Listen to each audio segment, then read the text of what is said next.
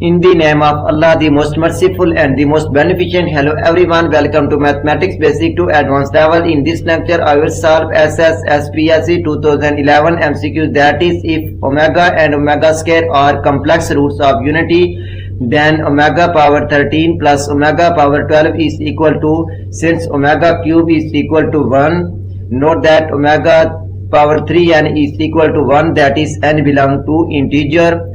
So omega power 13 can also be written in the form of omega dot omega power 12 plus omega power 12. So omega dot omega power 12 can also be written in the form of omega power 3 whole power 4. So omega power 3 is equal to 1, 1 power 4 is equal to 1, 1 dot omega is equal to omega plus 1, omega power 12 is equal to 1, so 1 plus omega is equal to minus omega square. So option D is correct. If you like my lecture, then please subscribe, share, like and press bell icon for latest update on my YouTube channel. Thanks for watching my YouTube lecture. Okay, Allah Hafiz.